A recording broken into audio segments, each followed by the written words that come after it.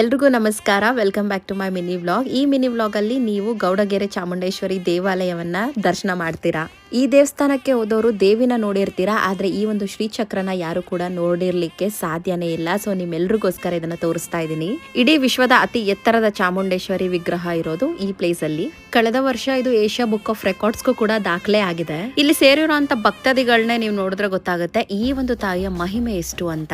ಮೊದಲೇ ಸಾರಿ ಹೋಗಿದ್ದಾಗ್ಲೇ ನಾನು ಕೆಲವೊಂದು ವಿಷಯಗಳಾದ್ರೆ ಮತ್ತೆ ಬರ್ತೀನಿ ಅಂತ ಅನ್ಕೊಂಡಿದ್ದೆ. ಸೊ ಅದಾಗಿದ್ರಿಂದ ನಾನು ಕೂಡ ಇನ್ನೊಂದ್ಸಲಿ ಈ ಒಂದು ತಾಯಿಯ ಆಶೀರ್ವಾದ ಪಡೆಯಕ್ಕೆ ಹೋಗಿದ್ದೆ.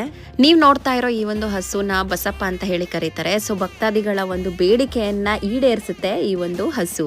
ವಿಶ್ವದ ಅತಿ ಎತ್ತರದ ಈ ಒಂದು ಚಾಮುಂಡೇಶ್ವರಿನ ನೋಡೋದಕ್ಕೆ ಕಣ್ತುಂಬೋದಕ್ಕೆ ನಾನು ನಿಜವಾಗ್ಲೂ ಧನ್ಯೋಸ್ಮಿ. ಯಾಕಂದ್ರೆ ನಾವೆಲ್ಲ ಎಷ್ಟು ಪುಣ್ಯ ಮಾಡಿದೀವಿ ಇದನ್ನೆಲ್ಲ ನೋಡೋದಿಕ್ಕೆ ಅಂತ ಅನ್ಕೋಬಹುದು. ಬಸಪ್ಪನ ಆಶೀರ್ವಾದ ಸಿಕ್ಕಿದ್ರೆ ಆ ದೇವ್ರ ಆಶೀರ್ವಾದನೇ ಸಿಕ್ಕದ ಹಾಗೆ. ಅದಕ್ಕೋಸ್ಕರನೇ ಇಷ್ಟೊಂದು ಜನ ಆ ಒಂದು ಆಶೀರ್ವಾದ ಪಡ್ಕೊಳ್ಳೋದಕ್ಕೆ ಇಲ್ಲಿ ಕಾಯ್ಕೊಂಡು ಕೂತಿದ್ದಾರೆ. ಬಸಪ್ಪನ ವಿಗ್ರಹದಿಂದ ನೀರ್ ಹಾಕ್ಸ್ಕೊಳ್ಳೋದಾಗಿರ್ಬೋದು, ಅಥವಾ ನಿಮ್ಮ ಬೇಡಿಕೆಗಳು ಏನಾದ್ರು ಇದ್ರೆ 7 ವಾರ ಸತತವಾಗಿ ಕಾಯನ್ನ ಕಟ್ಟಿದ್ರೆ ನಿಜವಾಗ್ಲೂ ನೀವ್ ಅನ್ಕೊಂಡಿರೋದು 100% ಸಾಧನೆ ಆಗುತ್ತೆ. ಇಲ್ಲಿ ಮ್ಯೂಸಿಯಂ ಕೂಡ ಇದೆ. ಸೊ ಮಕ್ಕಳನ್ನ ಕರ್ಕೊಂಬಂದ್ರೆ ಅವ್ರು ಇದನ್ನೆಲ್ಲ ನೋಡಿ ನಮ್ಮ ಹಳೆ ಕಾಲದೆಲ್ಲ ತಿಳ್ಕೊಬಹುದು. ಅಂಡ್ ಪ್ರತಿ ದಿನ ಕೂಡ ಇಲ್ಲಿ ಅನ್ನದಾಸೋಹ ಇರುತ್ತೆ.